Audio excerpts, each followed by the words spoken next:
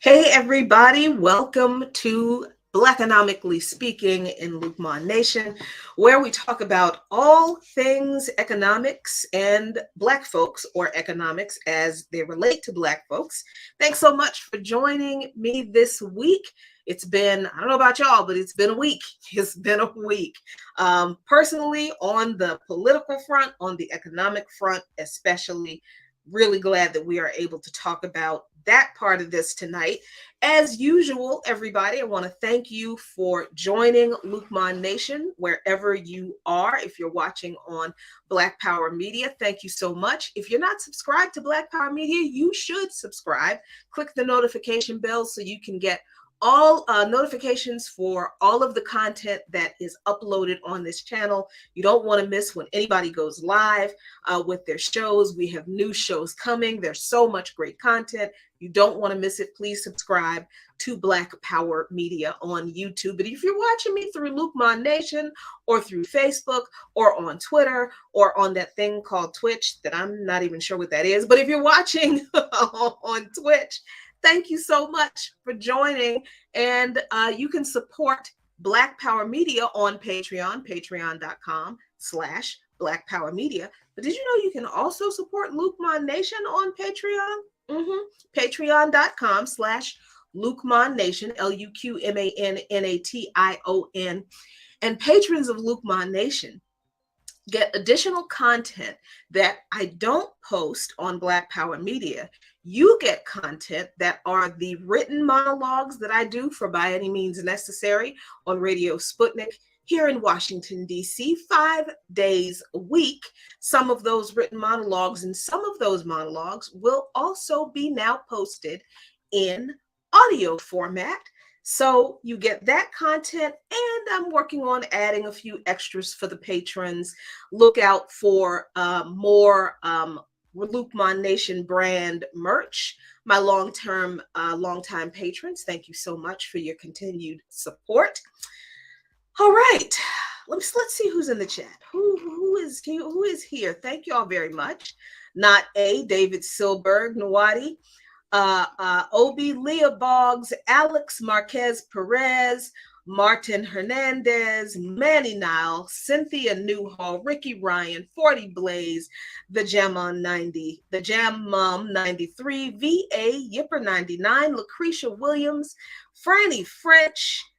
Let's see who else down here. That's everybody in here so far. So glad you all could join us. And us is, of course, our guest. And I don't know why this our background is not behaving, but that's okay. As usual, on third Fridays in Lukman Nation, Blackonomically Speaking is hosted by our resident economic expert, Dr. Linwood Tauheed, Associate Professor of Economics and Director of the Center for Economic Information at the University of Missouri, Kansas City. Dr. Tauheed, thanks so much for joining us again. Thank you. It's always a pleasure to be here with you and with your audience, with your followers, I guess is what we call them now, right? I like to call them audience. Followers feels too much like a cult to me. Exactly. Okay. Feels like a church, a cult thing. No. We'll call them audience.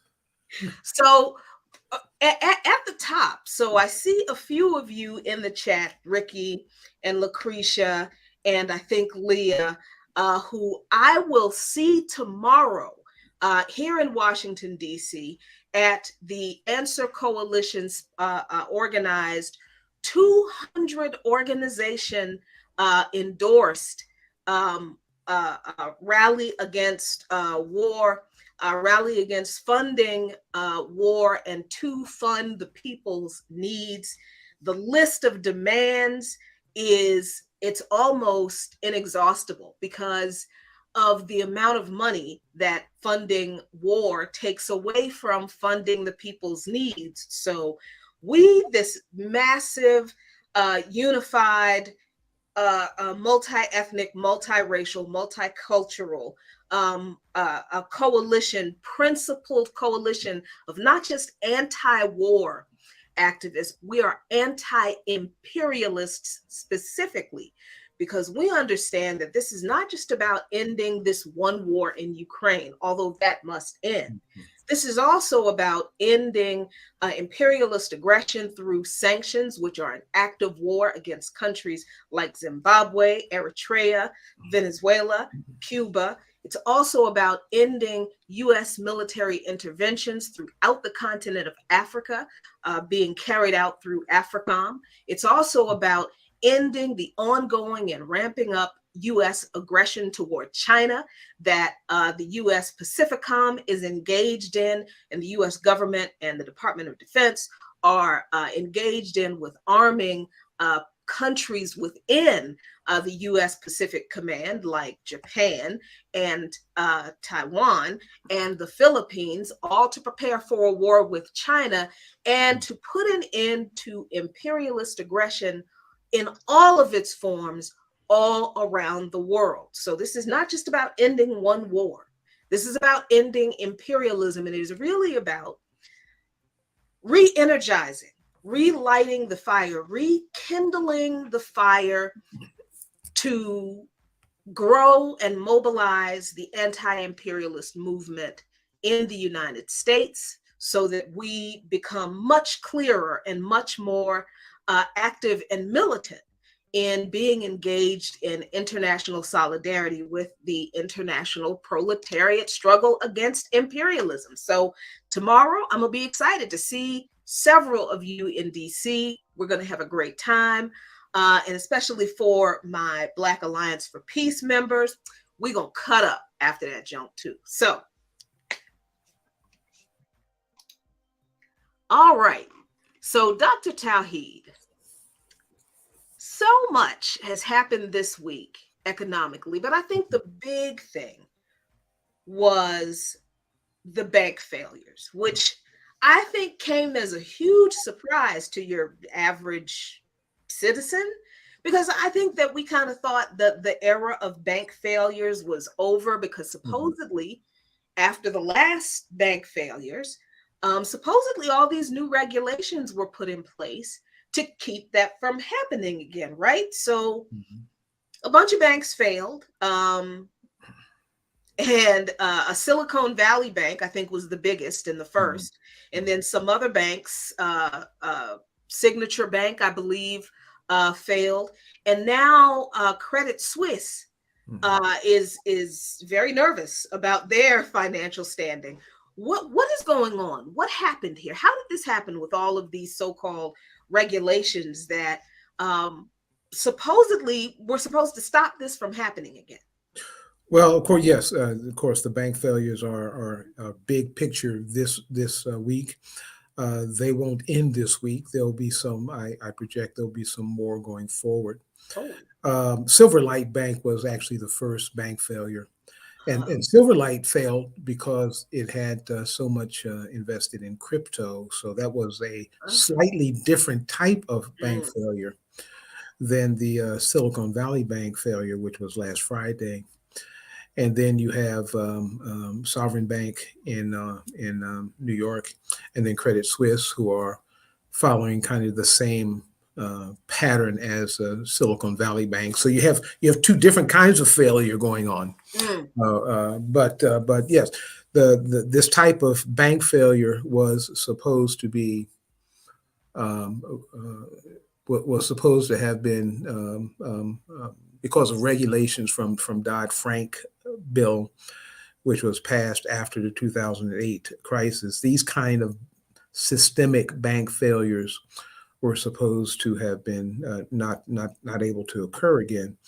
One must remember, though, that Dodd-Frank was directed to stop systemic failures among what are called systemically important financial institutions, or too big to fail, banks that are too big to fail. And those banks that are too big to fail were considered banks that have over $250 billion in assets. And so those are your larger banks. Silicon Valley Bank is only had 209 billion in assets, so it wasn't covered by this legislation in the sense Oh, that it wasn't considered too big to fail. And of course, there are things that are happening with the bailout of that kind of makes even a 200 small $200 billion bank too big to fail. So the bottom on banks that are too big to fail is being lowered because of because of the bailout of this bank. There are other banks that are in that category of 200 billion, 100 billion that are also have the same problem as Silicon Valley Bank that we can talk about in terms of the reason for the failure. So I expect that this will continue on. These are not going to be the last four banks. okay, that sounds terrifying to me. That does not sound like a good thing for the economy in general. And it's not like I'm concerned about the economy. Of course, I'm worried about the the ability for working class and poor people, Black people in particular, to be able to weather this storm. Now, Mhm. I mean, when you're broke, the economy collapsing, the difference doesn't make. You don't. But I think there's an aspect of these bank failures that I think was very interesting, and is something I didn't think about before. And then I do want you to get into why, other than the crypto, because Mhm. obviously crypto crashing is why Silverlight failed. Um, Mhm. but the other banks that failed was for a different reason, and I do want you to get into that. But when I was looking into the stories behind Silicon Valley Bank, I noticed that people were saying, or the media was saying, that 90% of the depositors in SVB were 200. Their accounts were $250,000 or more. More. And Mhm. on one hand, I the automatic response from an anti-capitalist is, well, I don't feel bad for rich people, right? But on the other hand, someone brought up this point, and I think this was actually something that I read in another article. They pointed out that many of those accounts were payroll accounts. Mhm. And so that means that money, that $250,000, was going to pay workers. So that puts these $250,000 accounts into a different light for me, because we're not just talking about just your average rich person losing their money in a bank failure, which actually they didn't. But now, if a lot of those accounts were payroll accounts, now we're talking about how working people are directly impacted by these bank failures. So, can you contextualize that and explain why SVB failed if it wasn't because of the crash of cryptocurrency? Okay, yeah. SVB is a unique, not a unique, but a different kind of bank than your ordinary commercial bank that most of us do our banking in. SVB's customers are venture capitalists, call them vulture capitalists, Mm-hmm. same acronym, and startup firms that they invest in. And so various venture capitalists have billions of dollars in this bank, and then, oh well, certainly millions and millions of dollars in this bank. And when they invest in a firm, a startup, they will source money to that startup, and that startups account will be in also SVB. And so you have venture capitalist firms who may or may not have their payroll accounts in SVB, but you do have the startups who have their payroll accounts in SVB. And one of the reasons that those accounts are in SVB is that the venture capitalists, it makes it easy for them to check in on those accounts. They're big customers themselves, and they can verify any information that the startup firm will give to them by looking at the bank account. It's all there in one bank. Mm-hmm. And so you have your startup firms that have their accounts there. Now those accounts are also over $250,000, and the significance of $250,000 is that the Federal Deposit Insurance Corporation insures accounts in banks up to $250,000. So if you have an account that's $1 million, well, 750,000 of that is not insured. Now, what that's supposed to mean is if that bank fails, then those who have accounts lower than 250,000 are assured to get their money, right? They won't lose a penny. But if you have money over an account over $250,000, whether or not you get full payment or partial payment depends on the ability of the regulators to retrieve enough money to pay out to those depositors. And so this is a different bank. The average deposit in this bank is $4 million. That's probably not the case in most banks. And most banks, you might call them mom and pop banks, but we're still talking about billions and billions of dollars in assets. But the places where you and I deposit, they've got lots of we're not venture capitalists, nor are we startup firms. And so our deposits are ordinary deposits, and in most cases not over 250,000. And so now the SVB failed because of an unintended consequence of the Federal Reserve raising interest rates. Mm.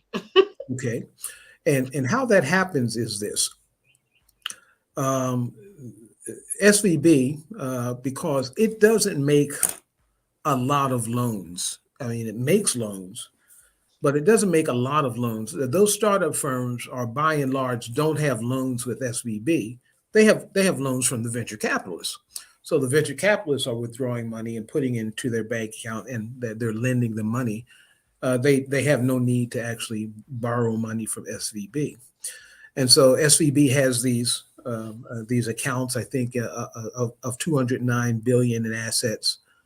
About 190 billion of that was deposits of some kind. The other assets would be non-deposit assets. And so the SVB, the managers of SVB decided that they would buy U.S. bonds to be able to earn some interest and also to have their money secure, right? U.S. bonds are considered the almost zero risk. In fact, zero risk standard because they're based on the ability of the U.S. federal government to pay the bond and pay the interest. And so they're the standard. And so lots of financial institutions, not just SVB, have deposits or have assets in federal bonds, right? Well, the estimate is, and I don't know the inside numbers, but the estimate that I get from persons is that those bonds that were purchased by SVB were paying an interest of about 2% average as they were purchased. Now the interest rate on U.S. bonds is about 4%. It's about twice as much. Mm-hmm. And there's an inverse relationship between the value of a bond, a U.S. government bond, an interest-paying bond, and the interest rate. And to make it very simple, and I think we have a simple example here. Let's say someone buys $1,000 bond that pays 2% interest. Mm-hmm. So that $1,000 bond is going to pay $20 per year in interest payments, Right. right? Mm-hmm. It has a face value of $1,000. Mm-hmm. Well, if the interest rate then goes on new bonds, those are old bonds, the interest rate on Okay. new bonds goes up to 4%, and you have $1,000 to invest in a bond, you're not going to buy a bond, old bond that's only paying 2%. You're going Right. to buy the new bond that pays 4%. Mm-hmm. And so SVB had a considerable amount of their assets, their money, their deposits in old bonds, paying 2% on average. And there was an event that occurred that's not very much reported on, but it is reported on. One of their depositors, a venture capitalist named Peter Thiel, Oh.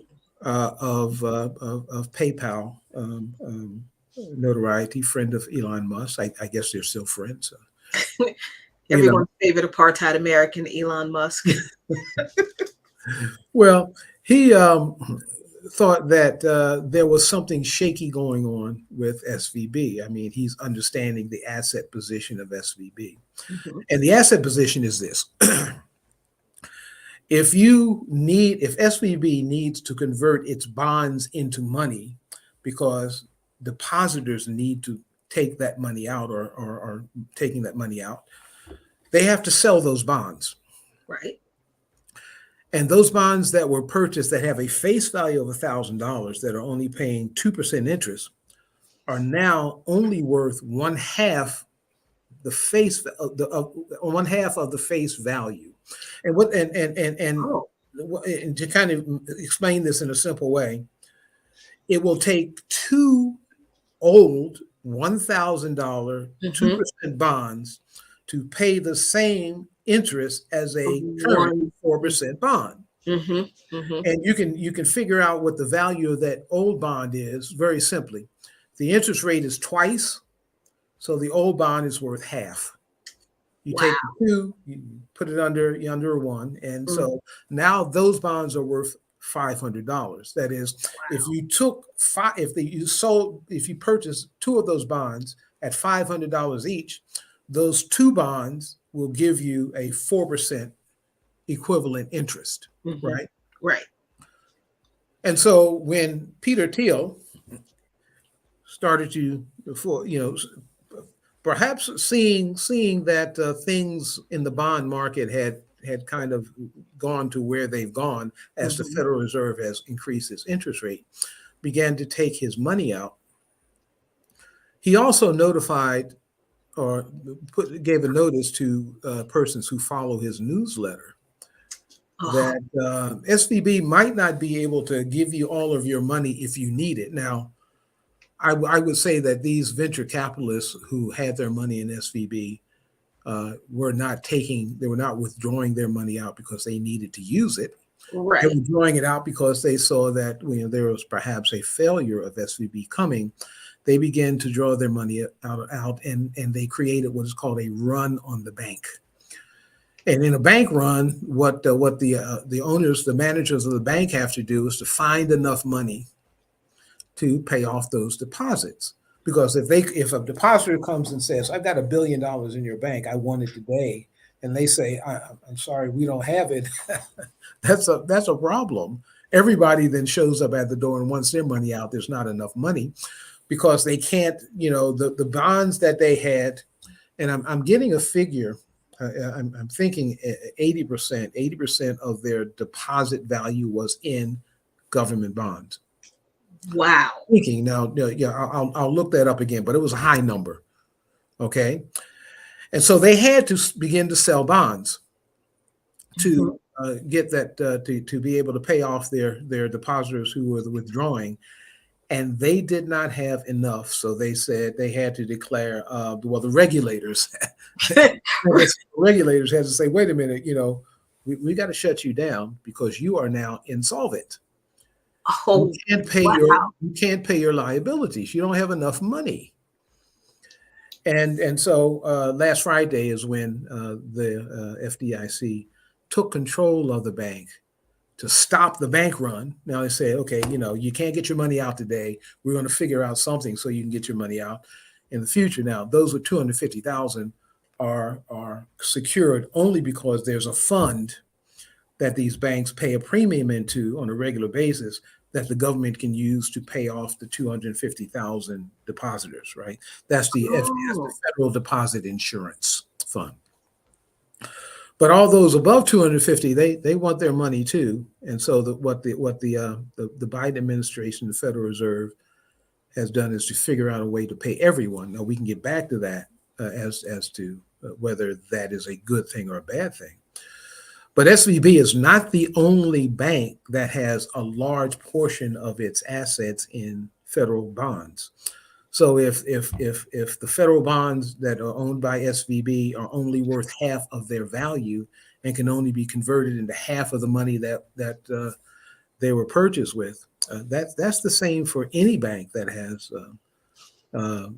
these bonds. And in fact, it's the same for you and I if we have these bonds. If we have 2% bonds, then those bonds are now only, if you needed to sell those bonds could only be sold for $500 at most. I mean, if you had to take a real discount, you might take $400 if you really need money.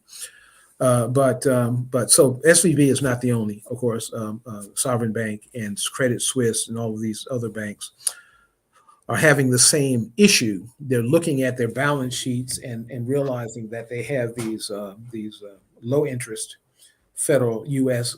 Government securities, U.S. government bonds, which are not worth what they say on the paper. If they're $1,000 bond, mhm. $10,000 bond, they're now worth half of that, Wow. which means that we have a lot of banks that are insolvent. Now, there's not been a run on every bank, Mhm. but if the population, the persons who have deposits in those banks, get a little leery and say, man, I need to run to the bank to get my money out because this bank might collapse any day. We'll have a run on the bank, and you'll have more bank failures. Wow. And you're thinking that that is going to happen. I think it's going to happen because the Biden administration has moved swiftly on this bank, Yeah. on the situation, and the idea is you move swiftly to prevent the people being nervous and going to their bank and taking their money out. But this is only one bank that the federal government is moving swiftly on. And what the Biden administration has said is not only will those who are insured get their deposits out, but the uninsured will get their deposits out also. And as you raised the issue, yes, these startups, this is their payroll account in large measure, and so they'll still be able to pay their employees, which is a good thing, right? That they're able to pay the persons who work for them. But other banks that have payroll accounts have to wonder the same thing about their banks as well. As long as there's not a run on those banks may very well be able to make the regular payrolls and so forth and so on. But if the public gets nervous because there's not enough and we start to have a run on the bank, then there'll be a lot of banks in Silicon Valley situation. So we have a oh, sorry, I lost the Mhm. comment. There it is. So we have a comment in the chat from Martin Hernandez who says, now we also have First Republic Bank getting loans from other banks too. Yeah, and yeah, First Republic Bank is getting loans from the bigger banks, the J.P. Morgans and the Citibanks and so forth. I think it's a 50 billion, somewhere around the 50 or 60 billion Oof. loan that they're getting because apparently First Republic Bank was starting to see people wanting to withdraw their money out. So Oh my so the gosh. bankers are saying we'll give you this loan so you can weather the storm. Here's an interesting historical event. The Federal Reserve was passed in 1913, so that's when the Federal Reserve was created. There was a run on the banks in 1907, right? People Mhm. were going to the bank because they thought the banking system was going to fail, And, if you start to have a run on the banks, the banking system will fail. Mm-hmm. There was no Federal Reserve at the time, so there was no ability for the government to create money kind of off the books, if you will. Okay. And they had to go to somebody to take a loan out to some of the bigger banks so that when customers showed up at the bank, they say, I want our money. The teller says, well, here it is. And then the customer says, oh, okay, that's okay. I'll leave it here. I didn't think you had it. But, I was wondering if I was the last one to get my money out, I was going to be the last one. But you got it, so keep it. Mm-hmm. So that squashed the run. The person that they borrowed the money for, and I don't remember the exact amount. It was in millions. It wasn't billions of dollars. Mm-hmm. Was J.P. Morgan. Oh. So they had to go. So J.P. Morgan had more money than the federal government, and so they had to go to J.P. Morgan, and J.P. Morgan loaned the banks money, and then that quashed the run. There was a decision. Part of the decision of the establishment of the Federal Reserve was, we shouldn't have to go to a private citizen to borrow money to bail out the U.S. banking system. So the Federal Reserve was set up to fulfill that role. Okay. Mm. And what the Biden administration is planning to do is, Joe Biden is saying that we're going to bail these banks out, and there won't be any taxpayer money in this. Well, what he's doing is this: Mm-hmm. those assets, those bonds that have a face value of $1,000, that are only worth $500, the Federal Reserve is going to buy those bonds from banks at face value. The Federal Reserve creates its money on its own Mm-hmm. balance sheet. That Mm-hmm. doesn't affect the U.S. Treasury's balance sheet, so it doesn't affect where the taxpayers' money is. The Federal Reserve is going to create money and buy those bonds, and therefore make those banks liquid again. They will have cash, so they won't be insolvent anymore. The Federal Reserve can't just do that for Silicon Valley Bank. Any other bank is going to come up and say, hey, I got the same Oh, problem. I see what you mean. Yeah. Buy my assets. Mm-hmm. And so I have no idea. We're talking trillions of dollars, certainly Mm-hmm. trillions of dollars of that are going to be the amount that these securities are going to be purchased, and they'll be on the Fed's book. Now here's the thing. All the Fed is doing is swapping. It's called a swap, taking cash and swapping it for bonds. Right. Okay. Since they've said that we are going to honor the face value of those bonds, it's an equal swap. Mm-hmm. The Fed is not losing money; they're not gaining money. The banks are gaining, Right. but the Fed is not gaining because they've revalued those bonds. This is exactly what happened in the 2008 crisis. Oh, wow. But it was a different security. It was mortgage-backed It was security. mortgage. You're right. Mortgage-backed securities were not worth what they were face valued, because the value of real estate had dropped, and the federal government went in and purchased these bonds at face value. So essentially, the government, the Fed, was going in and buying junk bonds at face value, right? Now, we can call the U.S. Treasury bonds junk bonds. That may be a stretch. They're not, in that sense, but it's the same. It's the same swap. Mm-hmm. They were buying them for face value, even though they weren't worth face value. So this is not new to the Fed. The Fed in 2008 discovered, hey, we can do this, and nobody gets upset because it's not taxpayer money. It doesn't go on the Treasury balance sheet. It's on the Fed balance sheet. And some colleagues and students here at UMKC went through all of the records, because people were saying that in the 2008 crisis, it was about $7 or $8 trillion of loans of this type that were done. Mm-hmm. My colleagues here, when going through all the records, estimated that it was $29 trillion. Actually, Wow. $29 trillion. I can barely say it. Oh my God. with the bank. Now, some of these were short term and some were longer term. You make the Mhm. bank solvent, they can do their business, and then they pay it back. But the Fed is doing this. So when Joe Biden says no taxpayer money is being involved in this, he's correct. It's Fed money because the Fed has its own money. It doesn't have taxpayer money. It can do whatever it wants to do.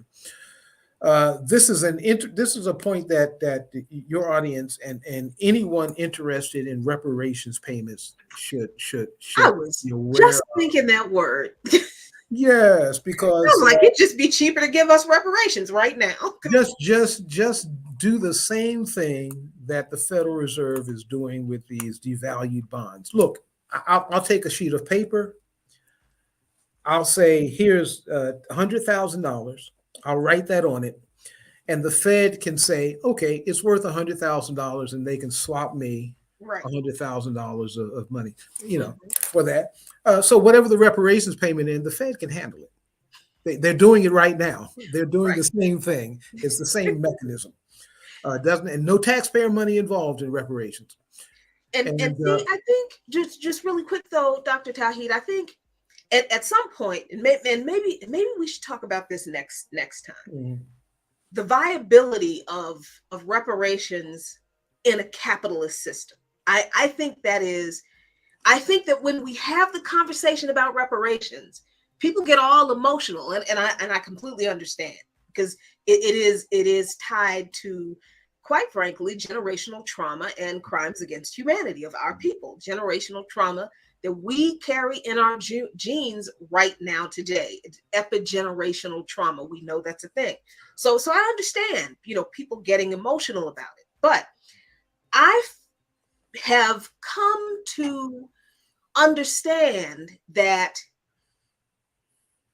reparations is within the capitalist system is still going to present us with some problems that we're not going to be able to resolve as long as the capitalist system is intact.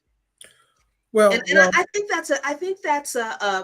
I don't hear many people talking about reparations bringing capitalism into the conversation mhm. and the limitations of the true liberation, the true liberatory um, mechanism that reparations should be Mhm. if they're delivered in a capitalist system, which is not liberatory at all, which in fact exists based off of our oppression. So I don't know. Yeah, yeah, yeah. So certainly, reparations is not going to solve the problems of capitalism, but reparations will, if properly utilized, can give us the black community a bulwark, a shield against the problems of capitalism.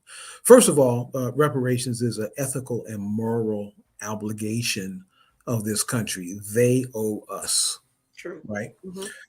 And that owing is being denominated in monetary terms, but it's so much greater than that, right? There's the psychological trauma. Well, we can't expect the U.S. government to deal with our psychological trauma. In fact, we don't want them to. Yeah, no. We don't want U.S. government psychologists sitting down with us and saying, let's work on this. No. We have to do that ourselves. No, they'll send CIA agents.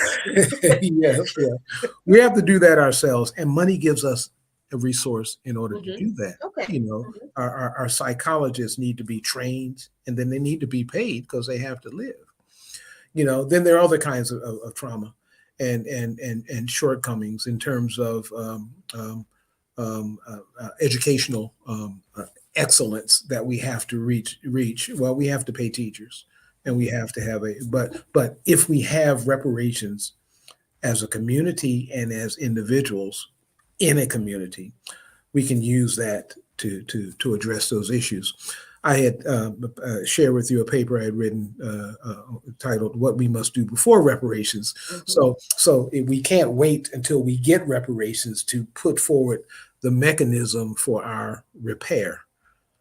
We have to have that in place before the money comes, so that when we get it, We don't simply, it doesn't simply slip out of our hands and go back into the capitalist society, because what capitalism wants us to do is to invest in the stock market. You know, we get our Right, reparations, we're going to invest in the right. stock market. And crypto Yeah, still.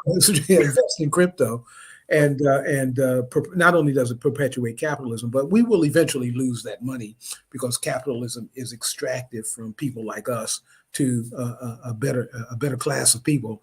And you know, we're talking about a very few, the 1/10 of 1%, where all of this money will flow to if Mhm. we're not prepared to keep it. And Yeah. we have to, and we not only keep it, but also to use it to repair ourselves. Then they're just the simple quote economic issues of, you know, if we got lots of money now, most person wealth is in their housing, and so we get an opportunity with a reparations payment of, let's say, 300,000 to build a house. Well, you know, that's going to be inflation. There's not enough lumber, there's not enough labor, and so forth and Mhm. so on. So we have to plan on how we're going to use reparations payments when they come. I guess another thing in terms of reparations and payouts is the San Francisco situation that Oh you're, yeah. you're aware of. Yeah, so stick a pin in that, because I definitely want to come to that, because that was Yes, just, yes, oh boy. But we got a question here from Leah Boggs. She says, so there this is the run on the banks, the banking. right, So she said that, so they're honoring the bonds at their book value and not the market value, which has more value. right. But the common person is supposed to let market forces do its thing, because Dr. Tauheed, I just read today that the Federal Reserve is about to raise interest rates again. Well, they are. Well, I was going to say they're between a rock and a hard place, but we're between the rock and the hard place. They've got both the rock and the hard And the place. Harvard. You know, those are in each of their hands. And yeah, so the talk has been the Federal Reserve needs to moderate its interest rate adjustments, because it's not just hurting the poor and the working class. And you know, Jerome Powell has pretty much said that the beatings will continue until persons are put out of work. You know, they'll Uh-huh. going to continue to raise interest rates.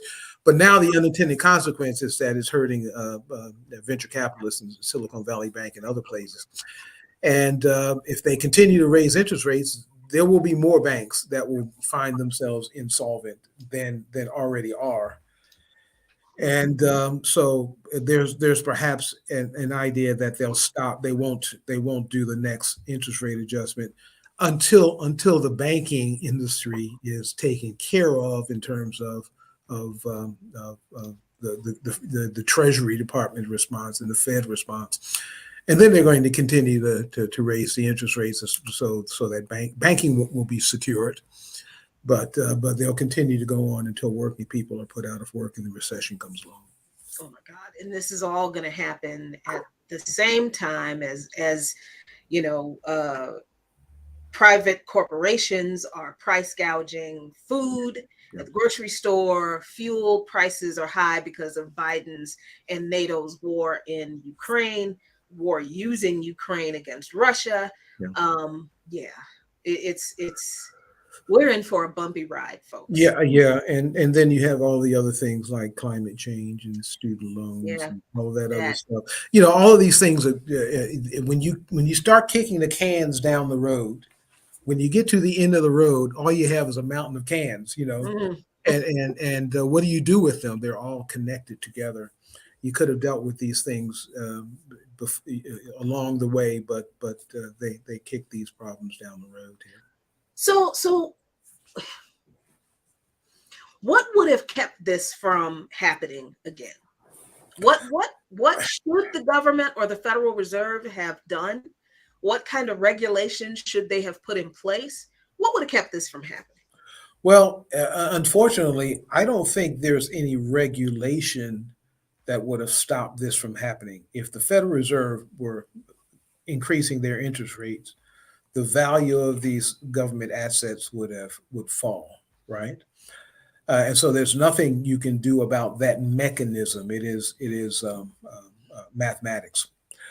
What would have been in place to so that this would not have occurred is for the Federal Reserve not to raise interest rates, to realize that this inflation is not because you have too many working people with too much money. Mm. You know, Right. and in Because fact, y'all Janet still Yellen, broke, right? yeah, I just checking. Y'all watching, you're still broke, aren't you?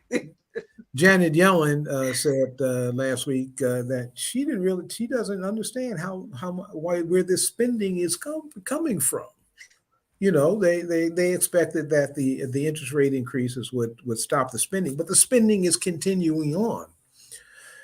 And but a look at how people are spending would show that there are a couple of sources of spending. One of is that people are spending using credit cards. Credit Wow. card debt is going up again.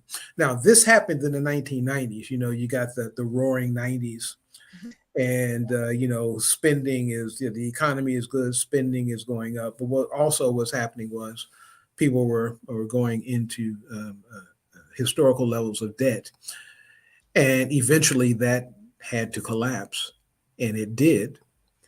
And that's recurring again, right? Credit card spending is going up.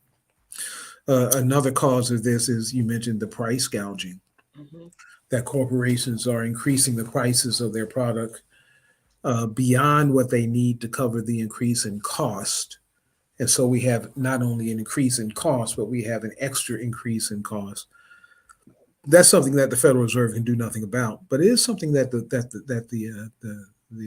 Biden administration can do something about.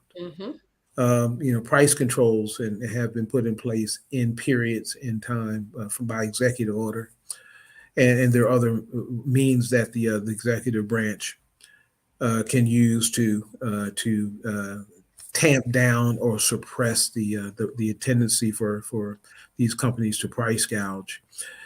And but the Biden administration, all he did in the beginning of this was call to the oil companies, say, please lower your prices. Cut it out. Yeah, and they said, enough of you, and they kept doing what they're doing. They have reduced oil prices slightly, but that's mostly with oil producers in Mhm. other parts of the world, including Russia, selling oil at a discount and getting even more revenue in, because you've got more entities, more countries, and so forth, who can buy oil at a discounted rate. That's getting them around the sanctions, or at least that's moderating the effect of the sanctions. And the oil that supposedly is sanctioned to Europe, so that Russia can no longer sell oil to Europe. Well, they're selling oil to India, and India is selling oil to Europe. And so, now that's something that nothing that the Fed Reserve or the Treasury can do anything about. So the Fed could have addressed inflation directly, the causes of inflation, which would have eliminated the need to raise interest rates. But since they didn't go that way, they raised interest rates, and SVB and other banks are insolvent. So there's an adage in systems thinking that says today's problems are the result of yesterday's solutions. You know, and so you have a economy, you have a banking system that regular standard economists don't really understand how banks work. There's a mythology about banks. Well, they're not watching banks too much. Banks are, you have deposits, you have liabilities, and you have assets, you have deposits, you have loans, and so forth. And so everything in the banking system to them is stable. It tends to be stable. But in fact, these large banks are taking on all kinds of risk. I guess Silicon Valley Bank could have just kept its money in cash and not buy these safe government bonds. That would have prevented this from happening. But every little dollar adds up when you got billions of dollars in deposits Mhm. and billions. So you've got a system that is kind of driven for banks and other entities to take risks. Plus, Mhm. this is a venture capitalist bank, Right. Right. and risk is what they live for, right? And so, taking risk is baked into the system, and driven by capitalist accumulation. So there was a question or a comment a little bit further up, and it's too far up for me to go grab, but I remember it. So for your average American consumer citizen person, are credit unions a better place for us to deposit our money, since banks tend to take our deposits and invest them in something else? I think credit unions are less risk taking than, after all, credit unions are owned by their depositors. Mm-hmm. And so credit union, among a large credit union with hundreds of thousands of depositors, there are certainly going to be groups of depositors that would say, "Hey, this is risky behavior. We're not going to allow you to do that." And so, credit unions are more risk averse. With regard to the U.S. bond situation, the narrative is that U.S. bonds are zero risk.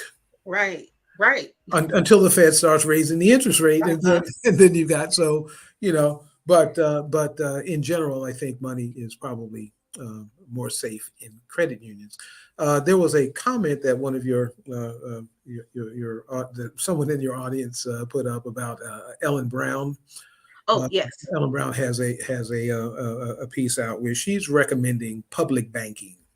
Okay. So what Yeah. is that? What's the difference between public banking and credit unions? Well, a credit union would, okay, the difference between public banking and regular banking is that regular banking is owned by investors. People Mm-hmm. invest and start a bank. A credit union is owned by its depositors. Mm-hmm. A public bank in this sense would be owned by the government. Ah, It could be a local government. It could be a state government. It could be a federal government, or some type of governmental entity, that one would not have a profit motive, right? It needs to break even. It needs to pay employees, mm-hmm. and pay a reasonable interest on deposits. Although that's not as important as being able to get your money, your principal out. Mm-hmm. Right. And so the bank will lower its need for excess over deposits to pay employees, lower that cost, Okay. because it's not taking risk, it's not investing in the stock market or other kinds of risky things. It's going to be, and not only that, it opens up banking to anyone. Instead of having to have a certain credit score to get a account at a bank, a public bank is open to anyone Okay. for banking.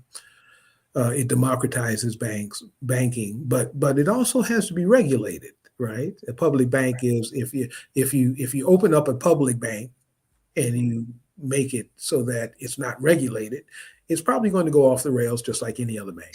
Right. But a public bank like a credit union is going to be easier to see and to regulate, because it'll be regulated by the entity that creates it. If it's your city that creates a bank, Mm-hmm. then the citizens of that city are going to be watching that bank and insisting that City Hall watches that bank, and so it'll be less risky. So that's a solution to these banking crises Mm. that Ellen Brown and others are promoting, and it makes sense. Credit unions would also move into credit unions. Now, one of the things that's interesting, and by the way, going back to what the Biden administration is saying about depositors, Mm-hmm. it is now saying, it didn't say this, Biden didn't say this initially, but that investors will not be bailed out. So if you have invested in Silicon Valley Bank, Okay. you've lost your money. And then he said, "That's how capitalism works." Well, that is how capitalism is supposed to work. You invest in an enterprise, it doesn't work. And it's risky. You Right. lose, and you just lose. That's not how it worked in 2008. Right. That was going to be my Depositors and next question. investors were all bailed out. So Biden is trying not to make the mistake that Obama made. Or let's put it this way: because Obama made the mistake, Biden can't make it now. He probably wants to make it, but he can't make it. Yeah, but he can't. He can't do it. It's too obvious. Okay, so I really hope that clears up this whole bank failure thing. Well, it doesn't really clear it up because more is coming. More is coming. So I take that however you will and do with it what you want, y'all. But we did start talking about reparations. And I do want to get to this story about California, the California NAACP. And I can tell by the look on Dr. Tauheed's face that his response to this is going to be interesting. So California has proposed a reparations payment to California residents of $5 million, collectively for African-American citizens of California. The NAACP rejected the proposal offered by the California government, and they say one of the reasons they give, and let me make sure I magnify this so you can read it too. They say, we strongly believe that creating and funding programs that can improve the lives of those who have been impacted by racism and discrimination is the best path forward toward equality and justice. The San Francisco NAACP president Amos Brown said in a statement, this was this past Tuesday. Instead of direct cash payments, Brown and the NAACP called for investments in key 5 areas, those being education, jobs, housing, healthcare, and a cultural center for Blacks in the city. This is a screenshot of the letter on Twitter. Boy, I'm just going to drop this in the chat because the longer I look at it, the angrier I get. Now, I will start by saying this. That there I think is an unfortunate diversion of the reparations movement that has happened in the past few years by these folks who call themselves ADOS and FBA, and they're very nativist as far as claiming Americanness and staking their claim to reparations on their Americanness.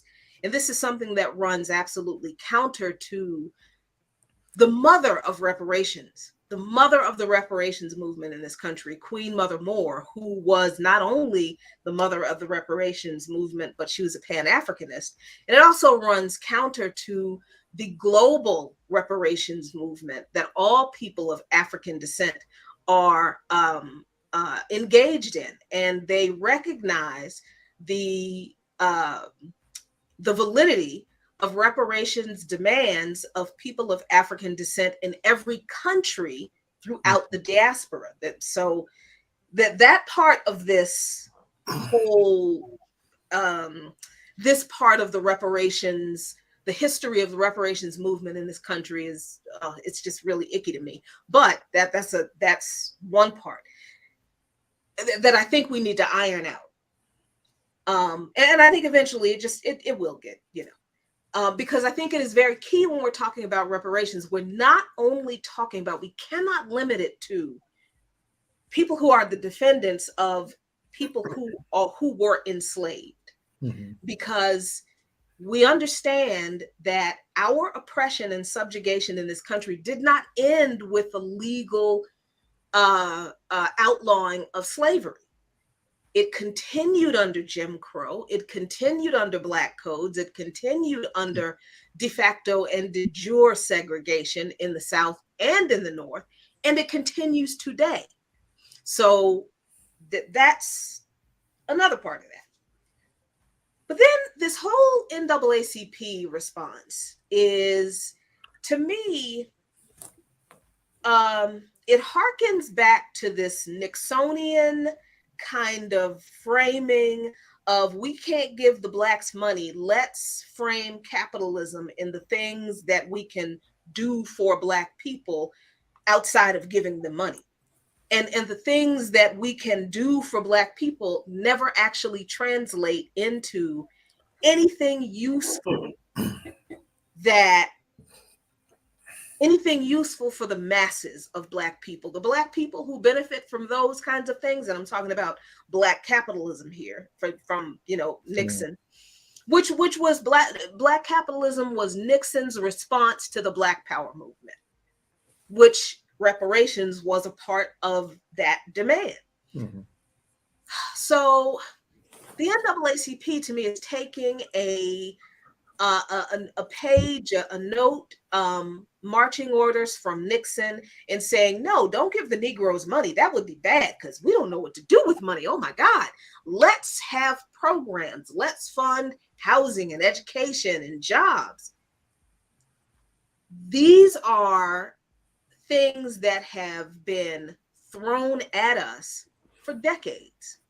The government has done this over and over again. Block grants, jobs programs, training programs. And how come we still broke, poor, and oppressed if any of it works?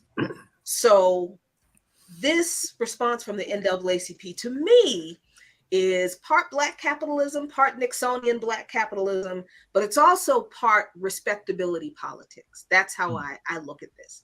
And I could be wrong, but I don't like it, Dr. Tauheed. Mhm. Well, yeah, there are a lot of layers here. There's a lot of complexity in this. I'm going to start prior to this letter from the NAACP, the San Francisco branch, because I don't know how the other branches think about this. Mhm. The San Francisco Reparations Commission um, came to a preliminary report that included dozens of different types of things that could be done as reparations. One of them, I guess the most reported on, is to give every eligible San Franciscoan, Black San Franciscoan who qualified as a descendant of slave, $5 million, right? And then there is something like a $97,000 a year income payment for 250 years. Okay. That's another thing. Well, the first time I saw that, which was a couple of months ago, my first response was designed to fail. Really? There's no way San Francisco can do this. The Okay. estimate is that it would cost every white San Franciscoan about $660,000. That's how much you would have to tax them to pay this bill. Oh wow. That's not going to happen. For if only for the reason that every white San Franciscoan doesn't have $660,000. Right. You know, but and so and in fact, not only is it designed to fail, I think it's irresponsible Mm.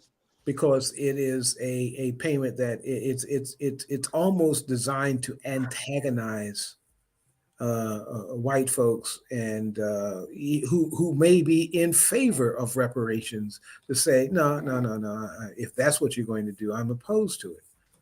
So from a just simply a finance and economics position, it's designed to fail because the city of San Francisco cannot pass that a law to have that happen because they don't have the money in the treasury to do this. Now, the city of San Francisco can't create dollars. They don't have a Federal Reserve. Right. The Federal Reserve could do the five million, but that's way above, I think, the estimates that reasonable economists, I'll mention my colleague Sandy Darren, would make in terms of what we need, what would be a equitable reparations payment.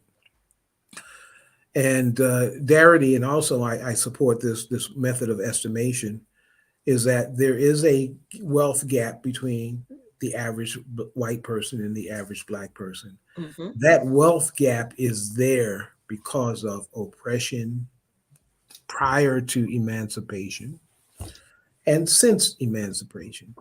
I argue that if black folks if the history where black folks had come to this country voluntarily, a different history, Mm-hmm. and there was no discrimination, we would be as wealthy as they would. we're as smart as they are. We're as hardworking.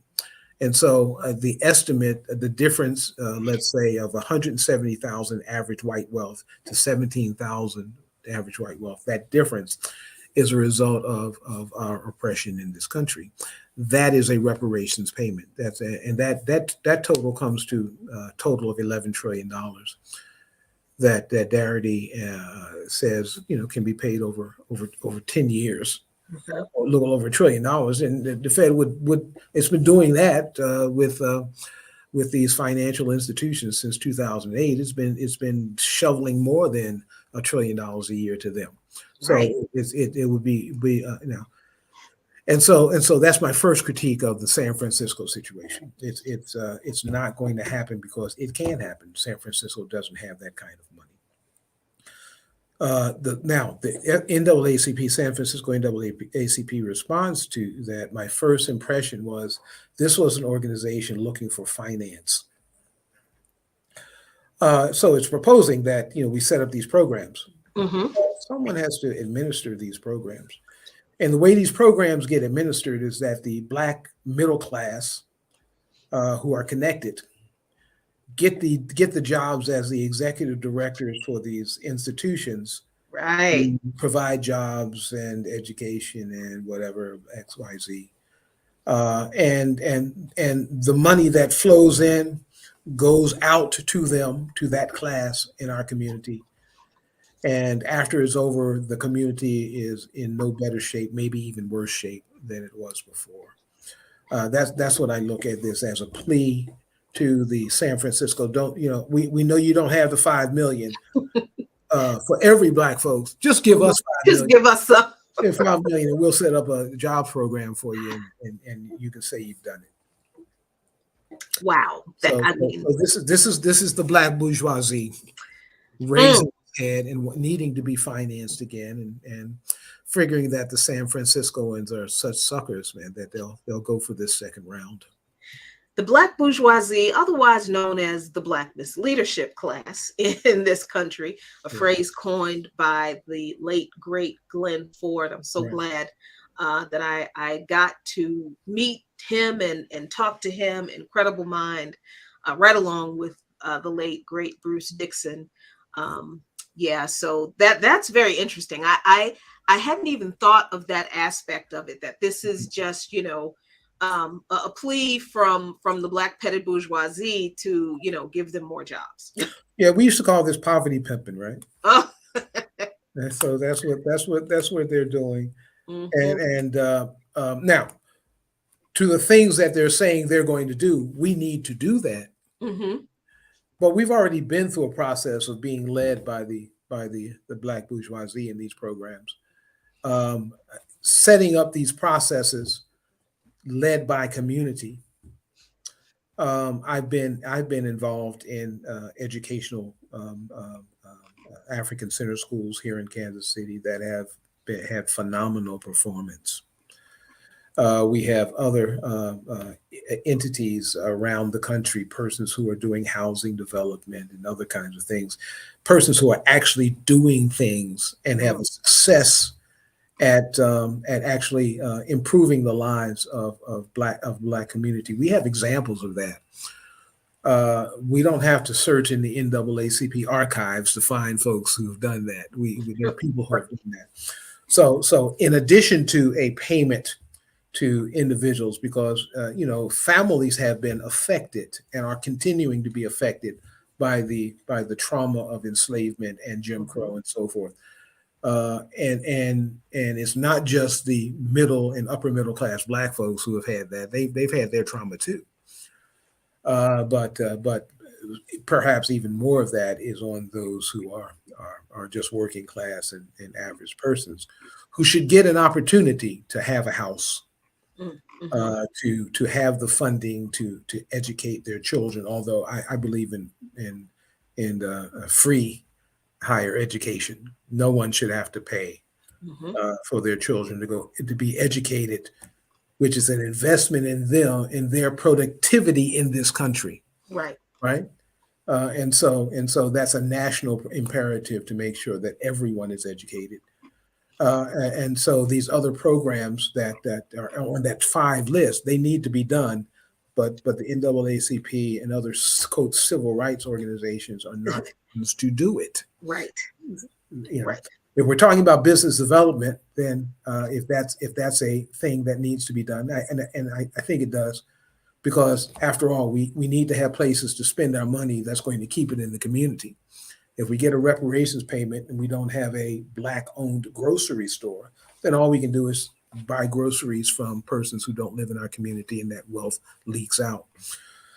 I don't know that there are very many NAACP chapters that have run successful grocery stores. There may be persons in those who have but as an entity, Hmm.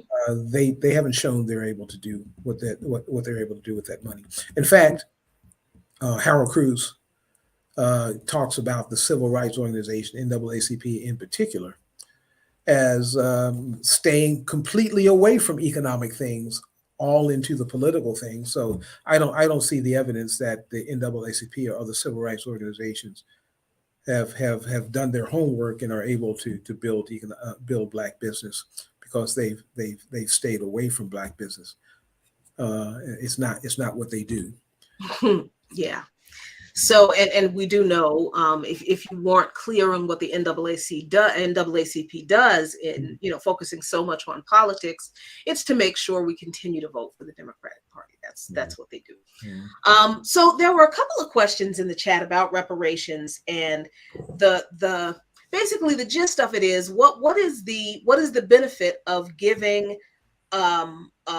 Black people reparations without political power? Because here's the thing I think we need to be clear about: reparations in and of themselves, and this is my opinion, tell me if I'm incorrect. Reparations in and of themselves are not political power. Mhm. Reparations are, as you said, Dr. Tauheed, a moral imperative. We are owed. That Mhm. is just the United States and every other country in the world where we have been dropped off throughout the diaspora owe us. Period. That does not translate into power. Right. Revolution and overturning the capitalist system, that's where power comes from. But how do you frame that conversation of the importance of reparations, the necessity of reparations, but also the necessity of political power, and where they are connected or disconnected? Yeah, I'm going to. I think about it in a way that I'll need to explain. I think that we will get reparations when we no longer need reparations. Mm. Now, what I mean by that, putting in the context of power, we will get reparations when we have the power to force it. Hmm. That power to force it means we have to organize for that power to gain that power in order to then be powerful enough to force a reparations process.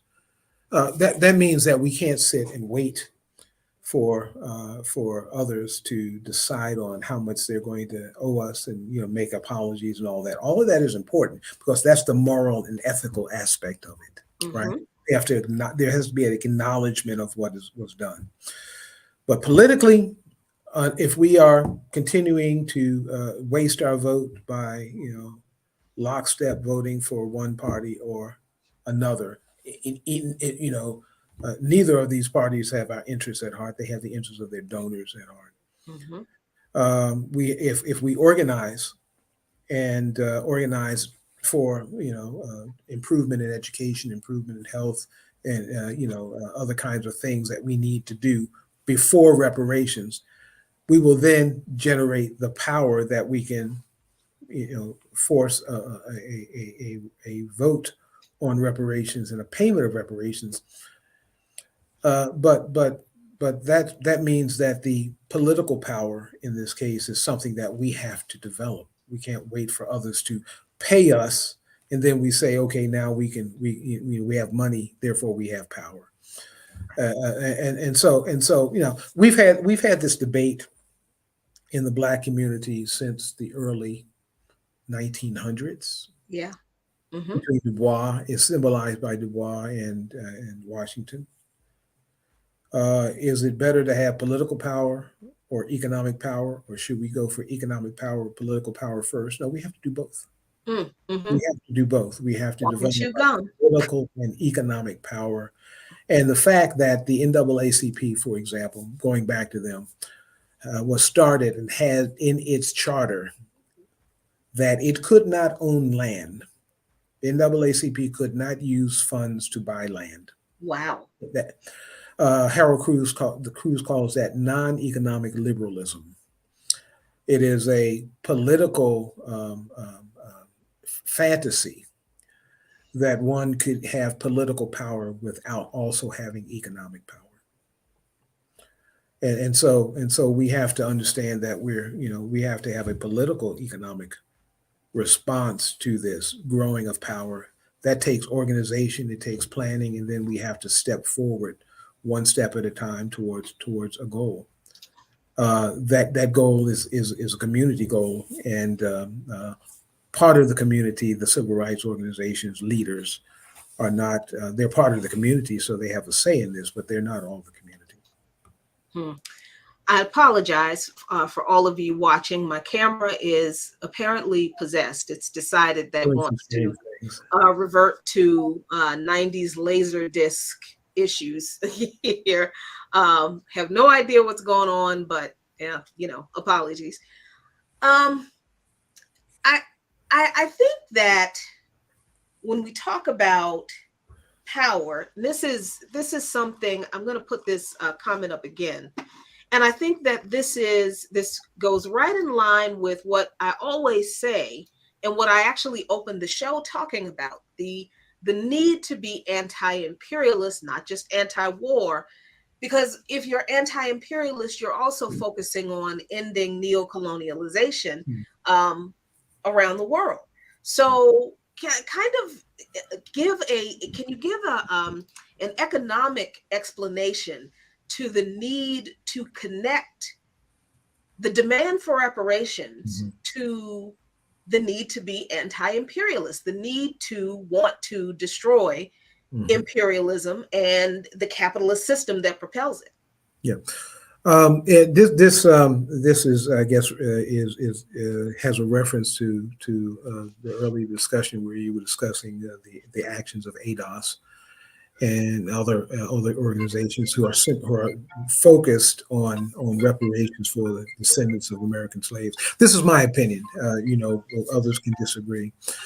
I try to find what are called irenic solutions, and I like that term irenic because I had an aunt named Irene. And what irenic solutions is, you try to take the best of everything to put them together. Mm-hmm.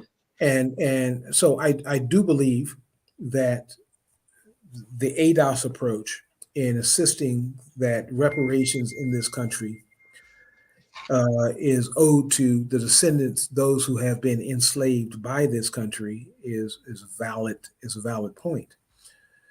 But I also believe that the rest of the Western world, Europe, and in the U.S. in many cases, also owes reparations to others. Mm-hmm. So, for example, Jamaica is owed reparations by Britain. Senegal is owed reparations by France. You can go down the list of countries that have been colonized, and you can go back to their colonizer, and you can make a claim and should make a claim. There should be a claim made for reparations from them. And that what we have to do as a diasporic community is support every effort of everyone. We have to do this in a Pan-Africanist way. We have to support their claims on their oppressors or their colonizers, their enslavers, and they support our claims. But I think the claims are separate. The U.S. government the U.S. government.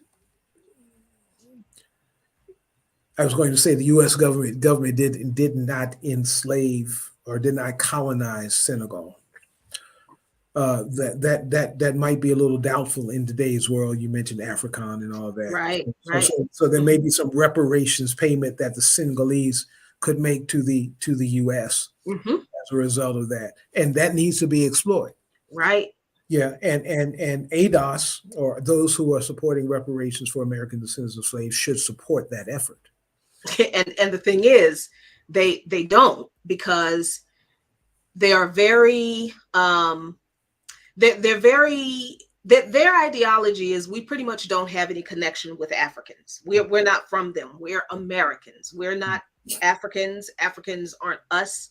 And only people who can literally prove that they are the descendants of enslaved people in this country deserve Yeah, any reparations claim in this country. And that is very problematic, yeah, precisely for one of the reasons that you just gave an example to. yeah. Because I mean, not only did we all, basically 99% of us, come from the west coast of Africa, regardless Mhm. of what they believe. Right. um, this government has, since its inception, and certainly currently, involved in neo-colonial, imperialist, neo-colonization Right. of not just the continent, Mhm. but other countries around the world. Yeah, I think if we did our economic analysis of neocolonialism, we'll find a lot of arrows pointing back to the U.S. Whereas also to continuing pointing to countries in Europe. The original colonialism, much of that only points to Europe, except there's that arrow that points to the Philippines, for example, as a colony of the U.S. after after Spain could no longer take care of it as a colony or control it as a colony. But yeah, it seems to me that the ADOS has its position, and in that sense it's isolationist, Hmm. and perhaps what we need is a Kwame Ture. Mm. The Student Nonviolent Coordinating Committee did what its name says. It coordinated various organizations and movements around the country. It wasn't just involved in the Black Power movement. It was also involved in the Civil Rights movement. It was involved in the anti-war movement. It was involved in the free speech movement. Those whites on that side, and so they served as a way of bringing these different movements together in a way that would not have had they not done that role. There would just been four separate movements, sometimes just sniping at each other as to who is more important at one time. And so yeah, eight. No, I don't think it's productive for those who are Pan Africanists in reparation struggle to dismiss ADOS. They have a lot of energy. They have a lot of growing activism, and we need to bring these different organizations together instead of separate. Because as we bring them together, we gain greater power. I don't like the idea of ADOS being on one side and the Pan Africanists being on another side. If we can't bridge this gap ideologically, then maybe we need an organization to bridge this gap in the middle to work with them and other claimants on reparations. And the claims go to Europe. Mhm. Some of the claims may point from one African country to another. Yeah, that, I mean, that, yeah, that's possible. We have to resolve all of these things, and that's the only way to build the power. The power doesn't have to be everyone has to agree on everything. Hmm. Yeah, I mean, I remember Black Power Media is 2 years old. Hmm. And one of the first, like, big, I guess, public events we had was a debate. And I have to, and I just full disclosure, I hate debates. I don't do them. Not because I'm not, I don't think I will win, but that's not where I want to put my energy, Right. because having watched a lot of online movements that are now big, or online platforms of individual people and groups that are now pretty huge with huge followings, watched them from their inception. I know where the bones are buried with a lot of these folks. So I don't think there is a lot of um what's the word I'm looking for? I don't think there's a lot of changing people's minds or um bridging the gap, uh as it were, in online debates. I have not seen a whole lot of that. I just don't think they're productive. And while they're so the first public event that Black Power Media had was kind of a debate between uh, the hosts of this platform, of Black Power Media, some of the hosts of Black Power Media, and some members of ADOS. And when I tell you and it's, the video is still there from 2 years ago. Go find it. The vitriol was interesting. And having watched that movement, literally, I watched the movement birth from Yvette Carnell and the people, Tariq Nasheed, and the people that she got involved with. That there has always been a sketchy underpinning, a very right wing underpinning of the ADOS message. It started off extremely anti-immigrant, with this idea that immigrants are taking jobs from Black people and that kind of thing. They've gotten a little bit better about that. But then there was also a lot of dismissing the history of reparation struggle and the people involved in the reparation struggle who came before them. So it's been an interesting, and again, the online space can be really great for conveying ideas and political education. That's my lane. That's what I like to do. I do my show because I like for people to learn stuff, because I learn things. I love learning new things, and all the things I learn, I want to share with people. I don't want to use my platform to have these online controversies and confrontations, and because people love that kind of stuff. It's clickbait. That's how people grew a lot of their platforms. That was never what Abdus and I wanted to do with our platform. So we never chased celebrities. We talked about what we thought was important in politics to Black people, to people like us.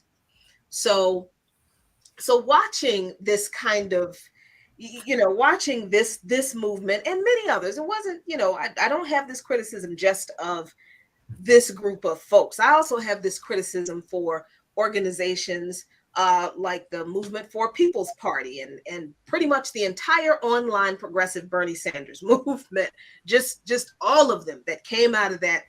Most of them they are just so terrible online opportunists who really just want to use their platforms to grow their audience to make money. And look, if that's your bag, that's cool. But for me, Dr. Tauheed, this is not just something I do. For me, because I am a Pan-Africanist, because I am a revolutionary, because I am a socialist, this to me is life and death for my people as far as I'm concerned. So I agree. And I certainly don't want to frame myself as, I'm the deliverer of our people. Not at all. I can just talk. I'm good at that. So I do that. But and I agree with you that there needs to be a bridging of this gap, especially at this very, very critical time. And I do believe we're at a critical time in the history of this country, particularly in the history of the liberation movement in this country. Because quite honestly, I think we're at the point of it's either socialism or barbarism. It's revolution or death for all of us. It's revolution that leads to the establishment of a socialist society, or it is a fascist right-wing government. And I mean fascist right-wing in a sense that none of us in this country have ever seen before. I do believe we are at that point. So I do agree that there needs to be a critical bridging of this gap. I just don't know who is going to be able to do it because I don't see it. Yeah, I think these online debates are like sporting events, right? No one goes to a football game between their team and another team to say I'm going to, I support the okay, I'm in Kansas City, so Kansas City Chiefs. I'm from Philadelphia, so there's the Philadelphia Eagles. I support the Eagles, but I'm willing to change my mind, my opinion, if the Chiefs show out. Nobody goes to a sporting event like that. They're going to stick to their team, win or lose. You know, and nobody's going to change their opinion. These online debates are kind of like that. People come with their opinions, and they're not going to change their opinions. They're not even going to really listen to anything that the other side. So I know I don't have all of the solutions. I don't even may not even have one solution. Ah, But that's but not but true, sir. but I do know. I do believe I am a student of Harold Cruz. I think that a pluralistic way is how we move forward. We Hmm. have to realize that, look, if every all of us converting to Christianity is the solution to our problem, it ain't there is no solution. It ain't happening. We ain't gonna happen. So Yeah. how do we get along as Christians and Muslims and Buddhists and Shintoists and Hmm. African traditionalists, and how do we get along with that? Right. Well, for what is our shared agenda? What do we have in common? What is the community that we share? The common unity that we share, and there are ways of building organizations that you have are ecumenical. I think that's Hmm. the term. Yep. As long as we respect each other. If we get to a point where you have folks in a meeting and they can't respect other folks, then they need to be disinvited. We need to be able to bring people together who are going to respect each other, but who are going to work on the same problem and the same agenda. There are ways of doing that. How that grows and up to scale, is a problem. Social media, I think, allows that opportunity to build that up to scale. If we can create a vehicle for that, people can come in with their various opinions and still be respected and have their opinions, and not only just come with opinions. It's not just a matter of venting. Right. It's a matter of strategic planning, right? We're going to come out Hmm. with a plan and we're going to do something, and it doesn't have to be a big thing right away. In fact, I would suggest that it not be. uh, you know uh, I think the closest that we've gotten to that was the Million Man March, Mm. and the Million Women's March after that. But of course, those were two separate marches. They Right. Right. now we need a million Black people march, Right. where we can bring everybody together. But we came close. Mm. It's Hmm. possible. I think it's possible to do it. Yeah. So I saw someone's comment that I'm going to morph into Agent Smith. I would never force you all into the Matrix. It kind of looks like that. It does. I know it does. I'm so sorry, y'all. But I mean, look, we started out talking about these bank failures, and there will be more. We ended up talking about reparations, and I am sure that is going to be an ongoing conversation in the weeks and months and even years to come, as I believe, and Dr. Tauheed agrees with me, this system is on the decline. This capitalist system, this US empire is on the ropes.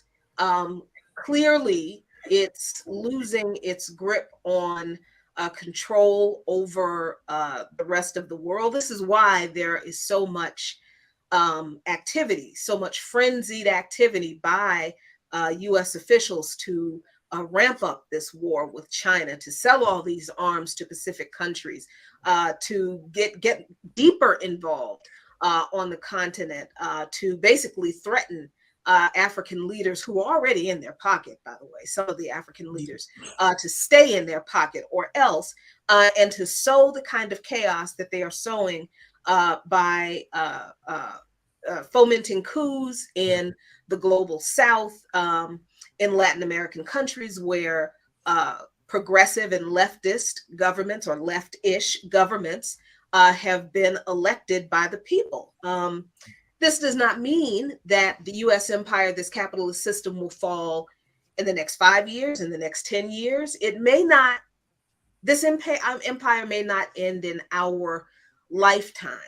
But as all empires do, this empire will fall. What that will look like, who knows?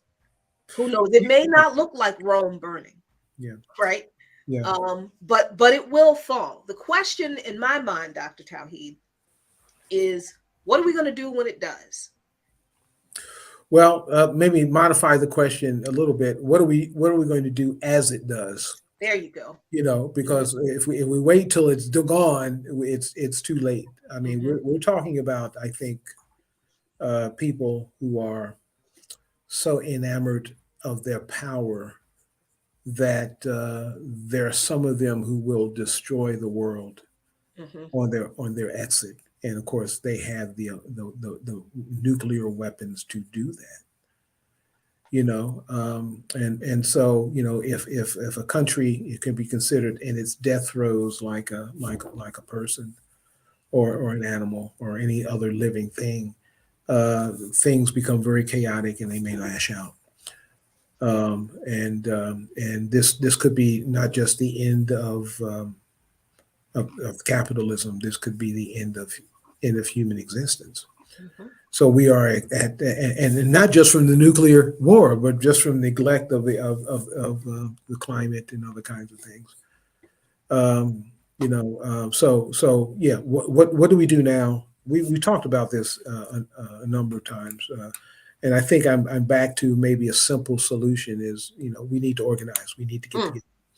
We need to get more than everyone who has at least something at stake, which is maybe everyone, not maybe, which is everyone. Of course, we can't, who are adults in this process, we need to have a way of us getting together and expressing that. A friend of mine here in Kansas City, a brother worked on the 2008 Obama campaign. He did not work on the 2012 Obama campaign, but like many of us, he worked on the 2008 campaign. And that process that came out in organizing with the Obama campaign was house parties and those kind of things. You organize your block, you organize your neighborhood, so forth. Right. I think that's a process that yields some results. It takes funding to do that, and that funding has to come from us. It's not going to come from the U.S. government. It's not going to come from some nonprofit organization that's dependent on some corporation for funding. We now the question is when is there enough of a crisis apparent to poor folks that they can spend some time to do that they don't have to spend time working or earning enough to pay their rent, Right. And persons who are not in that position, I'm not in a position that I have to worry about my rent, at least not today. And so those who are have the resources, I think we need to have a process of organization. We've had nationwide and national organizing processes happen before, haven't yielded a whole lot, but they have yielded some experience, right? That we know how we have aspirations, and maybe we don't make this mistake again, and so forth and so on. I think it's definitely time for a national conversation among our community. I think that is absolutely true, and I too am one of those people who I don't have to worry about my mortgage today. Mhm. So this is also why I do what I do, and this is why I do as much of what I do. I take as much of my resources as I can, and I give it back to the people, and I organize and join an organization. You hear me say this every week. You hear me say it 3 days a week on the Remix Morning Show. Join an organization. And if you can't find an organization that suits your needs, start one. Yeah. Start Yeah. one, you know. Yeah. Mentioning the Million Man March, if you remember, that was one of the ask that Minister Farrakhan left with. You know, he didn't say, everybody go back and join the Nation of Islam. Right. Realize that wasn't going to happen. No. But he said, you go, we need to become an organized community. Go back and join an organization. And so, that is part of it. And then encourage or force, if necessary, that organization to interact with other organizations. That's right. So we need political organizations interacting with economic organizations and health organizations and Hmm. education. We need to create this network of talking between us. I'm willing to put some effort in this to get this done with you, Sister Jacqueline. Uh-oh. That sounds like the challenge has been laid down, and I accept it, and absolutely let us build, um as Abdus used to say when we would get together for our production meetings. It was dinner. I mean, Mhm. but it was, dinner, planning the next show. Let us sit down and build together. So more to come, you all. Tomorrow, March 18th, stay tuned to Twitter, Facebook. The rally and the march will be live streamed from somewhere on a bunch of platforms.